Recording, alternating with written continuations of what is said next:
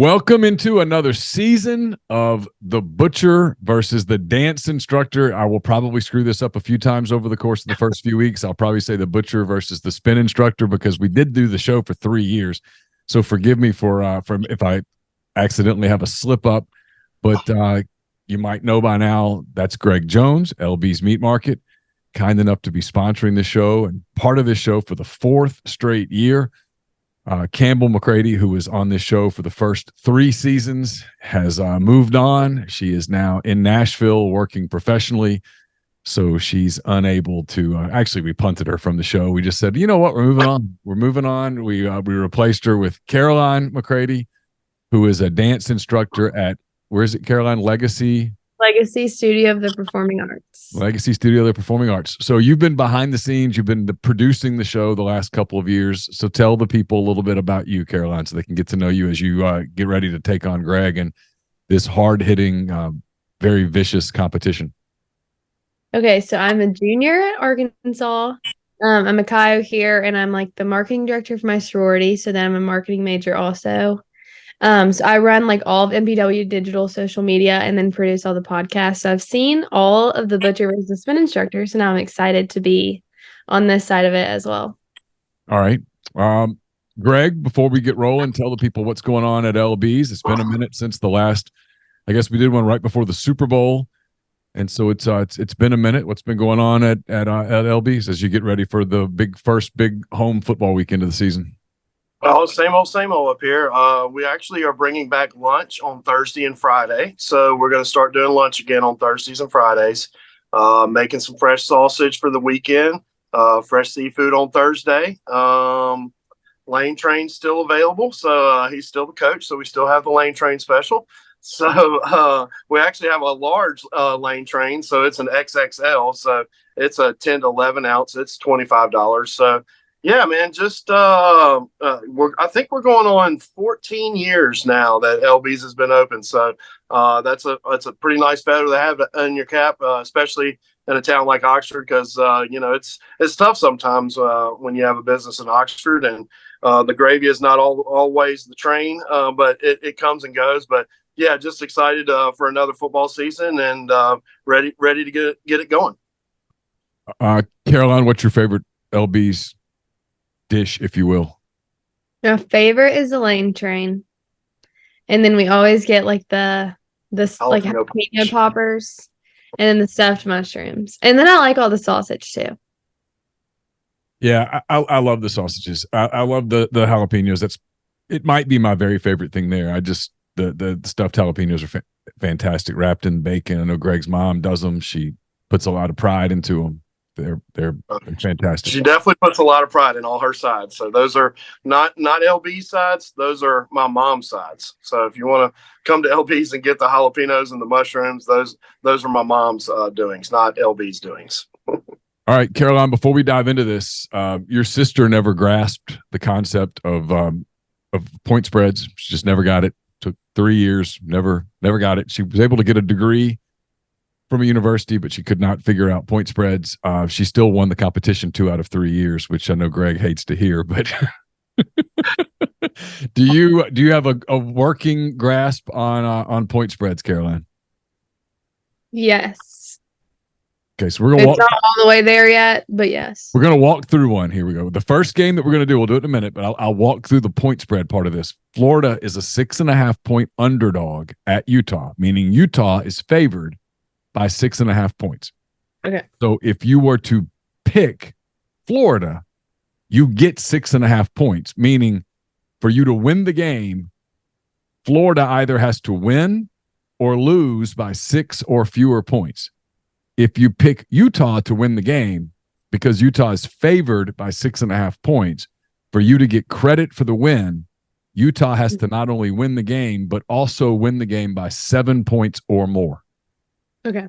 That's essentially the way a point spread works, which is important because this week, because a lot of the teams play nobodies. For example, the 2 teams that you guys are probably most interested in, Ole Miss plays Mercer.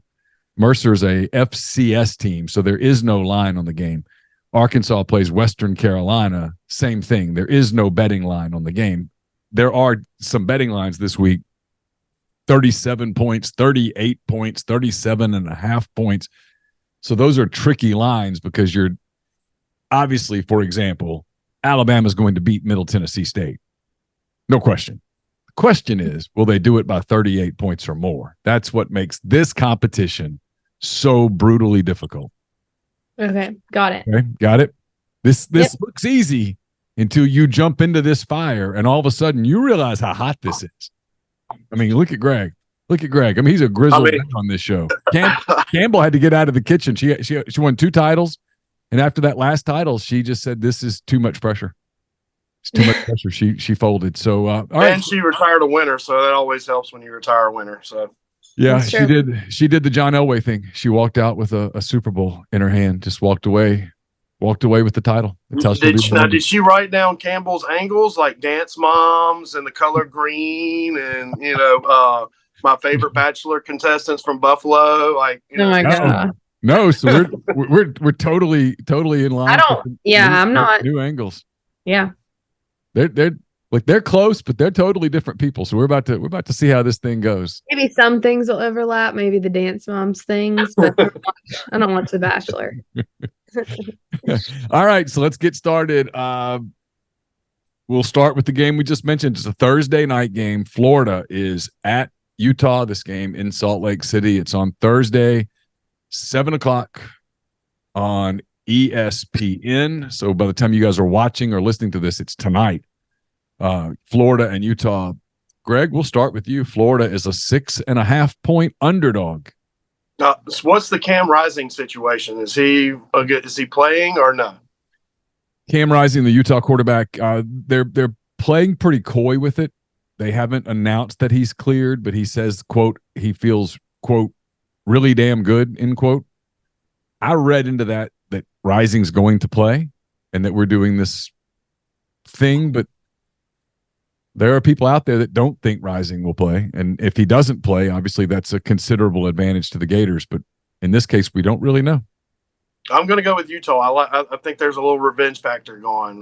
They should have, won last year, and they've probably circled it, on the schedule for a hot minute. And I'm going to go with Utah to win by 10 points. Okay.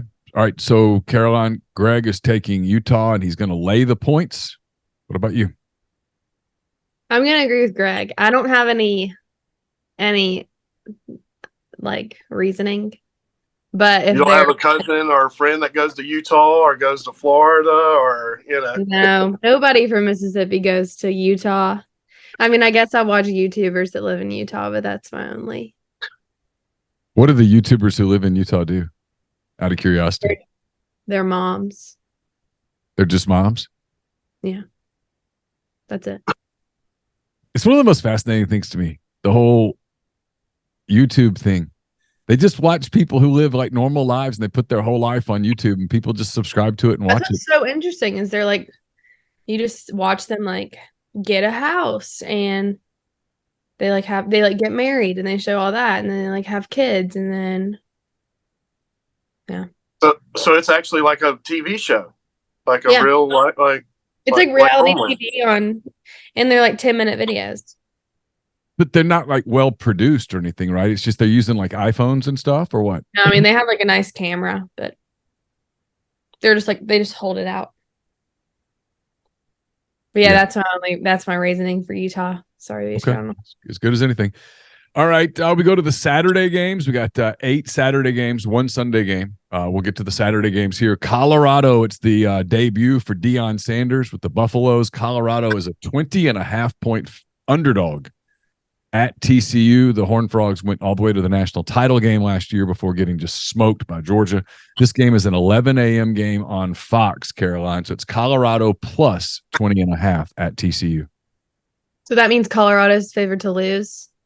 Yes, TCU is favored to win by, and if you take TCU, they have to win by at least 21 points. Okay. Colorado is coached by Deion Sanders, the former Jackson State coach. He's kind of controversial. He's sort of bombastic. Okay. I'm going to say TCU. I have a friend that goes there. Well, like a mutual friend that goes there. and another friend who she was a Kyle with me freshman year, and then she transferred there. She's a Kyle there. So I would say TCU. Okay, it's pretty strong reasoning there, Greg. She's going TCU. She's going to lay the 20.5. I'm going to go TCU too. I think Deion's going to. We're going to see how well his character's built this year. I just jumped from the SWAC to Big Power 5 conference, and I think TCU is a good ball club. They're well coached, and I like TCU to win by at least 28, maybe 4 touchdowns. I think I agree with both of you, by the way. This might be one of the games that I pick on McCready and Siskey. All right, we go SEC games or games involving SEC teams. There's no SEC games this week. Virginia and Tennessee get together on Saturday at 11 a.m. at Nissan Stadium in Nashville. The Volunteers, Greg, a 28-point favorite over Virginia. I think that's a lot of points. I mean, don't get me wrong. I think Tennessee was playing some good ball games at the end of the year. And is it Hayden Hooker? Is that Milton? Hendon Hooker was the quarterback. It's now Joe Milton. Yeah. I think Tennessee should win, but it's a lot of points. And I'm going to try to give Virginia some credit and try to take some underdog here. Caroline, so Greg's going to take Virginia and the 28 points. What say you? I kind of agree with him, but I don't want to just do everything that he does. Well, it's a competition. I mean, it's once you can play, you're playing chess here. I'll believe in Tennessee on this one. Okay, all right. Do you like that color orange? Because I know Campbell was not a big fan of that color orange. I don't mind the orange. I'm not the biggest Tennessee fan in the world. Why is that? Because for a while you said that you wanted to visit. I think it's their fans. Oh, what is it about their fans you don't like? I feel that way about a lot of schools and their fans. I just think some of them are a little bit obnoxious. Aren't all fan bases? I mean, we can deviate for just a second here. I mean, I feel like Woo Pig Suey can be obnoxious. Yeah, I mean, aren't all fan bases? All fan bases have an obnoxious element to them, right? Yeah. Yeah. I mean, I like Rocky Top when they all sing it together. I think that's really cool, but I'm just, with the Woo Pig, yeah. I mean, they all have something. They all have something that, you're like, It's just not, it's not your thing. It's one of those things where if it is your thing, you like it. But when it's not your thing, it's obnoxious. Like, we don't walk around campus being like Woo Pig to everybody. And I feel like at Auburn, that's their number one word or term that they use is War Eagle. Like, they just, instead of saying hello, they're like War Eagle. I don't know. I could be wrong. No, you're right. You're right. But like every SEC school has something about them that's just. It's where I made all the Auburn people mad because I said it's a cult. But look, if you walk around saying code words to people all the time, it's kind of culty. I mean, yeah. Like, you don't walk around the Ole Miss campus. People don't look at each other and go, howdy toddy. Instead of hello. You don't go, howdy toddy, Jim. If everybody said howdy toddy, Jim, you'd be like, man, this place is kind of weird, right? I mean, if you walked around the Arkansas campus and everybody's like, hey, Woo Pig, Caroline, on a Wednesday afternoon, you'd be like, hey, what's the deal? I mean, that's kind of creepy. Yeah. I think. I mean, at Auburn, people walk around going, hey, War Eagle. It's like, aloha. What are you doing? Yeah. Unnecessary. All right. So Caroline's taking, correct me if I'm wrong, but you're taking Tennessee and laying the points. Yeah. All right. Weird line here. We've got Kentucky opening its season also at 11 a.m. on the SEC network. Kentucky is entertaining Ball State, Caroline. Ball State is a 26.5-point underdog. First, do you know where Ball State is? No, I don't. Greg, do you know? I think that's Ohio. No, Ball State's in Indiana. Indiana. And it was the MAC conference. Yeah, it's in the Mid-America. All right, Caroline, Kentucky is giving 26.5 points to Ball State. I'm going to go with Kentucky. I've never heard of, Ball State? Ball State. I've never heard of them. Kentucky has a good dance team. But overall, just schools-wise, I would pick Kentucky. Okay. Greg, she's going to take the Cats and lay 26.5. I'm gonna have to go with Kentucky too. The horse angle for me. I'm actually going to Kentucky on Sunday to watch one of my horses run Sunday, so I'll just have to go with Kentucky. I think my Kentucky people would be mad if I didn't take Kentucky the first game. What is your horse's name? Gatita Suave. Oh, I like that. I like that. How old's the horse? She's a 3-year-old, so she is going to be running at Kentucky Downs, which is in Franklin, Kentucky. So it's like an hour and 10 minutes north of Nashville. So it's a boutique track. So it's an all turf European style racetrack, and they only run 13 or 14 days out of the year in September. So yeah, we're going to take a shot with her. But yeah, it's fun going up there, and I'm actually going to Louisville next week to see my other filly. I hadn't seen her since April, so her name is Signing like a piece of paper. Oh. Her father's name is Constitution, so it's like signing the Constitution. Oh, so, I like that. I like that.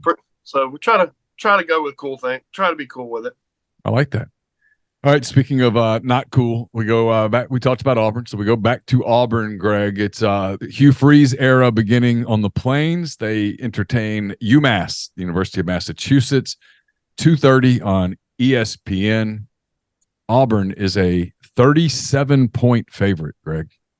I'm going to go with UMass. I don't think I will ever pick Auburn, just maybe because of the War Eagle angle, and maybe Hugh Freeze turns it around. I'm just not a fan. Caroline, of Auburn in general, just in general, right? Just the whole thing. Yeah, just the whole thing. Just. I'm gonna agree with Greg, and I also don't. What was it? 37 points. Yeah. I don't think they can. I don't know. That's a lot of poits. UMass won. Didn't UMass just play? Didn't UMass play a game already? They went to New Mexico State and won. So the Minutemen are undefeated so far this season. If I can say that this time next week, I will be so happy. But I don't think I'll be able to. But if I can, I will. How cool would that be? Yeah, that would be awesome. We would celebrate that. All right, this is I think this is the Grey Goose half bottle of Grey Goose game of the week here. New Mexico is a 38-point underdog at Texas A&M. Bobby Petrino, the offensive coordinator for the Aggies, former Arkansas coach, Caroline. He's the one that got fired for the motorcycle thing years ago. This is a 6:00 game on ESPN. Caroline, the Texas A&M Aggies favored by 38. Who are they playing again? The University of New Mexico, the Lobos. Okay. I'm going to go with New Mexico for this one because, again, 38, is that what you said, 38 points? Yeah. I think that's a lot, and I do not like A&M. They beat us last year, and that was like the most devastating game of my life. That was so sad. So I'm going to go with, I forgot who else. New Mexico. New Mexico. That game was devastating because Arkansas lost or because your friend missed the kick, or what was it that? Because we were doing great. Sort of. And then if Cam had made the kick, we would have won, and he missed. And then it was horrible. It was like the end of the game, so there's nothing we could do about it. And everybody blamed him for it, even though there were plays in the game that could have been done better. You even had a professor like making fun of him, and Cam, not knowing Cam was in the class, right? Cam was literally in my class, and he wasn't making fun. He was trying to make some like business comparison about how I don't know. And then he mentioned how everybody was blaming Cam for the game, and Cam was in the class. And it just wasn't. He didn't know Cam was in the class. No, but then Cam probably Cam was probably set. If he had a C, that professor would probably round it to an A because he felt so bad. So it was fine. But it was awkward. Yeah. Greg, they were like, hey, I'm the kicker. No, everybody was looking at him, and everybody was like, oh, because everybody else knew that was Cam Little, and he was like, what? And we were like, that's Cam, and he was like, oh, he felt so bad, bless his heart. Sure, God. But he apologized, and Cam was like, I've heard way worse. It's fine. So that was the one that hit the upright, right? Hit the upright and bounced back. Yeah. Mm-hmm. It was sad because we all traveled to Dallas. Yeah. and it's like that's like the biggest game of the year. Yeah, I've tried to tell people that's the biggest game of the year for Yeah. Arkansas students. Yeah, That's the holy grail. yeah. All right, Greg. So she's going to take the Lobos in 38 against. Speaking of Colts, A&M. Yeah, I'm not a Colt kind of guy, so I'll agree with her. I mean, there's nothing I like about Texas A&M either. I mean, seems like a terrible time. All right, we go to a game that very few people other than me will be interested in, but it is on national television. It's on the NFL Network at 6:00 on Saturday. It's Army, a 10-point favorite in Monroe against my Warhawks. ULM, a 10-point dog at home to open the season against Army. Greg. I'm hoping the Army wears the all white jerseys, and if they do, I think your team might be in trouble. I like the all white jerseys, but I'm in an underdog kind of mood, so I'm gonna go with UL Monroe. Oh, you're going with the Warhawks. All right, Caroline. Greg's going to take the Warhawks and 10 points against the United States Military Academy. Okay. I'm going to go with ULM just because it's ULM. Everybody's loving me today. How about that? I feel good. In Louisiana. Yeah, I'll just go with ULM. You rushed a girl from basically. Yeah, there was a girl that I talked to in like the first round of Rush, and she's from Monroe, Louisiana, and I was like, oh my gosh, my dad got his master's at ULM. And I was like, he went to Ruston High. And she was like, oh my gosh, my mom went to Ruston High. And I was like, when was your mom born? And she was like, 1969. And my dad was born in 1970. And I was like, oh my gosh, they definitely went to high school together. And then it turns out they knew each other. Yeah, we lived in the same neighborhood. Yeah, and now she's a wow, that's cool. That's a small world story. I like. Isn't that a small? That's a cool story, isn't it? It's a girl that I went to school with. Yeah, I mean, she lived in our neighborhood, Lori Bourgeois.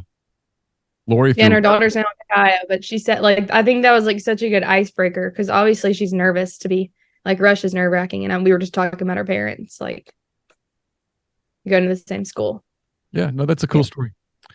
All right, the football game, Caroline, Greg, that I think I'm most interested in on Saturday is in Charlotte, North Carolina. It's South Carolina, the Gamecocks versus the Tar Heels of North Carolina. The Gamecocks are a 2.5-point underdog again. This game in Charlotte, so neutral site, 6:30 on ABC. Ole Miss plays at 1. I anticipate being done with my work by 6. This is one of the games I'm turning on because I'm really interested in this game. Let's see whose turn is it. I think Caroline, your turn. South Carolina, a 2.5-point underdog against North Carolina. Okay, I'm gonna go with North Carolina. Oh, okay. I like North Carolina. We have family there too. Yeah, I don't know. I'm just obviously she didn't visit and have fun at the conference. Didn't she? Did Campbell have fun at a conference or something like that? Campbell went to a journalism conference in Columbia, South Carolina, and was pretty consistent Gamecock picker over the last 3 years. Yeah, I've never been. We have a change. We have a shift here in the dynamic. All right, Greg. She's going to take the Heels and lay 2.5. What do you think? I like South Carolina this year. They played really good football towards the end of the year, and got that win against Clemson last year. And I think Spencer Rattler has got some talent on him. He's probably not all there in between the ears, which we're all not always there in between the ears. But I feel like it should be a really good game. I would take the over in this game. I think it's going to be 40, 30, 45, 42. I mean, it's going to be a super high scoring game. So I like the over in this game and the Gamecocks. Yeah, a lot of NFL attention on North Carolina quarterback Drake May. A lot of people like me really interested to see whether South Carolina can continue that late season momentum. They beat Tennessee last year at the end of the season, beat Clemson, played Notre Dame really tight in a bowl game, appeared to have a lot of energy, synergy, chemistry, all of that stuff. But that doesn't always carry over year to year. For some reason, I like Shane Beamer, the South Carolina coach. He sort of checks boxes for me. I don't have any idea why. I've never met him. But he just seems like a regular dude, just coaching football. I didn't like his answer the other day. All the coaches gave sort of weird answers, but they were all asked, who's your favorite artist? And Shane Beamer said Darius Rucker, who's from South Carolina. And I was like, okay, that's fine. You're that's just such a political answer. Like, really? Is that Darius Rucker's really your favorite artist? I thought he was going to answer like Vincent Van Gogh or something. I didn't realize like musical artists. Lane Kiffin said Taylor Swift, and a lot of people are like, I don't believe that. I'm like, I kind of do. I sort of do believe that. Oh, for sure, I believe that Taylor Swift's like his favorite artist. And his daughter. I feel like a lot of it's like kids like Taylor Swift, and the dads are typically stuck into liking Taylor Swift. I did a Taylor Swift Peloton run the other day. I like Taylor Swift's music. I love it. It was good. It was fine. I mean, I don't know that I'd go out and rush out and buy all the albums, but it was fine. I liked it. I like some of her stuff, like the Anti-Hero song. It's a good song. I mean, I asked one of my dance kids, I was like, what'd you do this summer? And she's like, I went to Taylor Swift. I was like, did you do anything else? And she was like, no. I mean, supposedly it's a hell of a show. Yeah. Billy Napier, the Florida coach, said Coldplay, and everyone criticized him and like, oh, that makes you weird or whatever. I'm like, no, it doesn't. I love. We saw Coldplay in Houston years ago, and they were fantastic in person. I love Coldplay. I like Coldplay. But which is the right answer? I mean, obviously Taylor Swift isn't. Coldplay isn't. I mean, Darius Rucker. I mean, Sam Pittman, the Arkansas coach, his answer was Aerosmith. I kind of thought his answer would be a country performer for some reason, but he went like Chris Stapleton or something like that. Yeah, Hugh Freeze's answer was Eric Church, which sort of felt contrived. But whatever. And then I thought, I don't even know who my first. I just like all kind of music. It's just hard for me to nail. It's just be like, yeah, this is my favorite, So I would that would be very difficult for me to answer. Me too. I suppose I actually ended up giving everyone some grace there, because if someone put me on the spot and said, "Who's your favorite musical artist?" I don't think I know what to say. I don't know that I have one. Right. What mood am I in? Am I going for a run and I need to get motivated? I need to get going, because then it's probably Eminem. But if I'm just driving around in my car, it's probably not Eminem. Yeah. And like, I like Chris Stapleton, but there's some days that Chris Stapleton makes you just sort of feel sad. Yeah.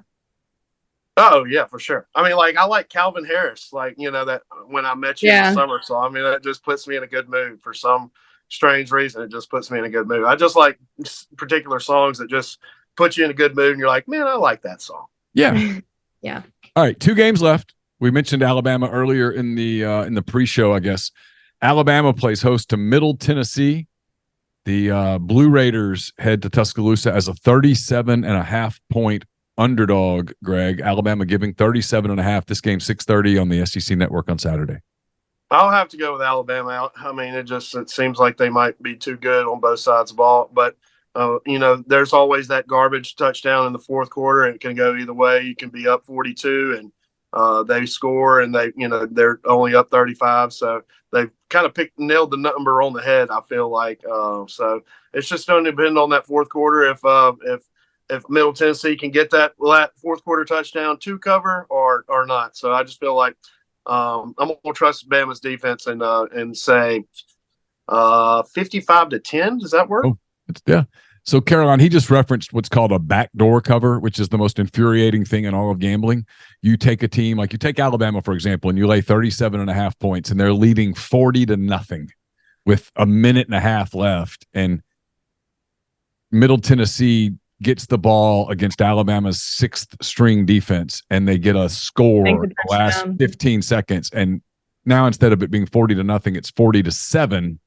And instead of you winning, you lost because they covered at the end. They snuck in the back door and covered. So anyway, Greg's going to take Alabama, lay 37.5. What about you? I'm going to take Alabama too. I mean, it's Alabama. They always win. So yeah. Yeah, I think somebody just put a $205,000 bet down for them to win the national championship at Darryl Robb or whatever that guy's name. Darren Rovell.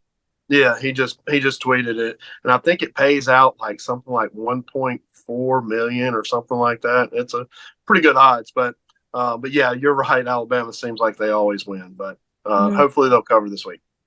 All right, one last game. There's no probably to it. This is the game of the week in college football in week 1.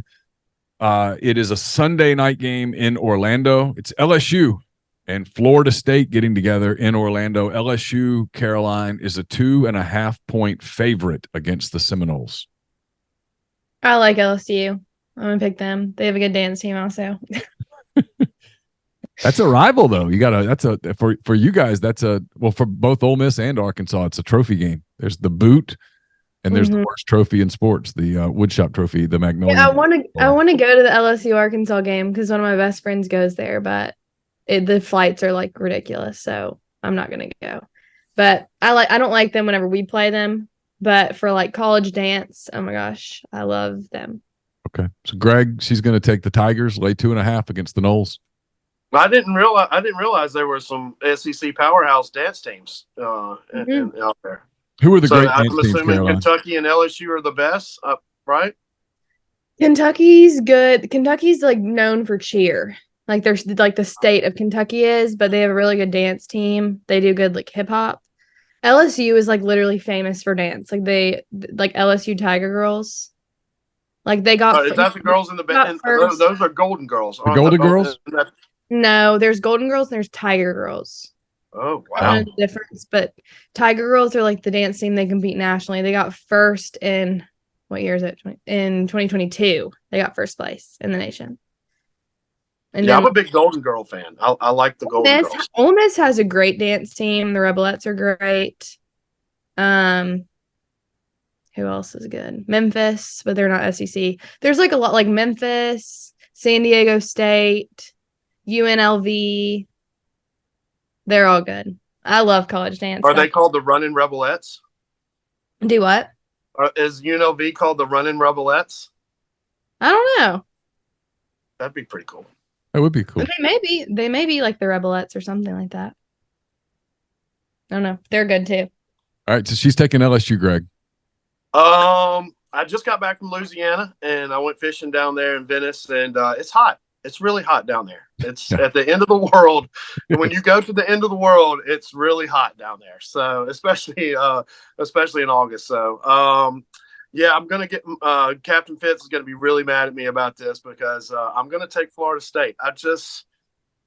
Brian Kelly doesn't do it for me, man. He just just doesn't do it for me.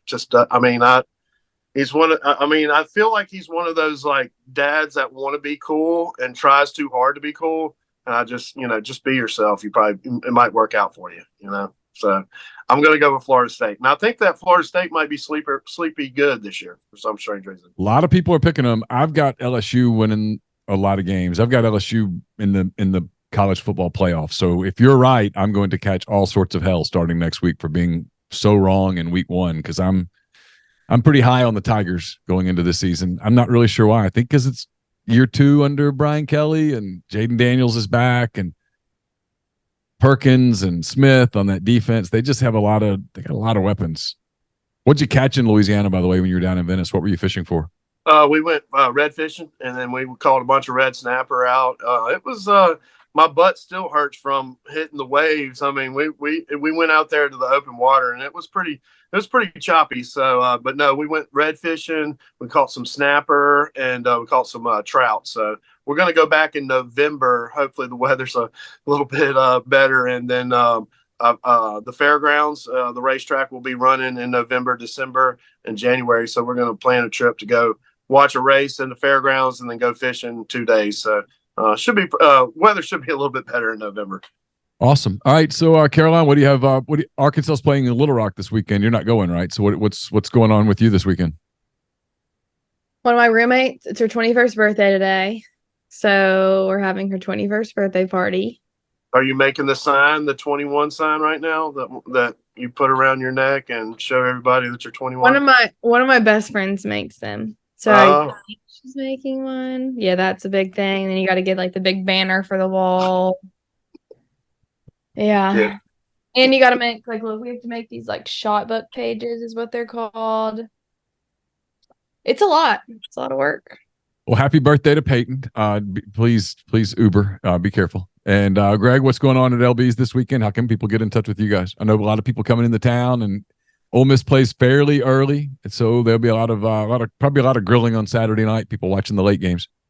Yeah, I'm actually going to be open all day Saturday. I'm just going to be open from 10 to 6. It's just going to be me. I'm going to let all my workers go to the game and enjoy themselves in the Grove and everything. I feel like this week, if you want to go to the game and enjoy yourself, and if I wish the temperature was a little bit better, but I feel like these weekends are the best time because not everybody's in town and you can get around and enjoy yourself on the square. So I'm going to be open 10 to 6, and we're going to start lunch on Thursday and Friday again. We're going to probably do some smoky bacon burgers, some Philly cheesesteaks, maybe make some spaghetti on Friday, and maybe do some ribs on Friday. So we're going to bring back the plate lunch this week. So, yeah, man, just steady as she goes up here. We're just going to have the lane trains, and my mom just got done. I think she said she got 45 pounds of jalapenos. So if we go through 45 pounds of jalapenos during Mercer Week, I'm afraid to know what's going to happen in the next when LSU comes to town at the end of the month. Look out. Yeah,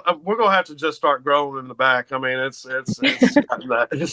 It's gotten that. But no, she'll have her stuffed mushrooms and everything. I won't make boudin because I made boudin last week, but we'll get the fresh seafood in on Thursday. Probably get some tuna and some salmon, some snapper and some redfish, maybe some fresh scallops. But we'll be open all day Saturday. So if you leave the game at halftime, just come over to LB's and get you a steak and enjoy yourself that night.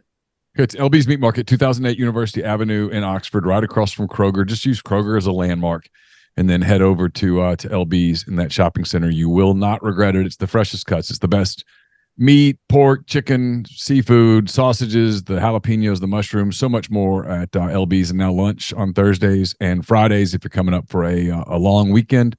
Make LB's part of your weekend. So that does it for episode 1 of The Butcher versus the Dance Instructor. We'll be back again next weekend. We'll get ready for another week. Ole Miss headed to Tulane next weekend. And then probably the big national game, we'll be talking about Texas at Alabama. A lot of people getting excited about that game already and sort of circling that as a potential loss number 1 for the Tide. We'll see. The Longhorns and Alabama getting together at Bryant-Denny. So we'll talk about those games and a lot more next week on The Butcher versus the Dance Instructor. Caroline, Greg, have a great weekend. Talk to you guys soon. Bye.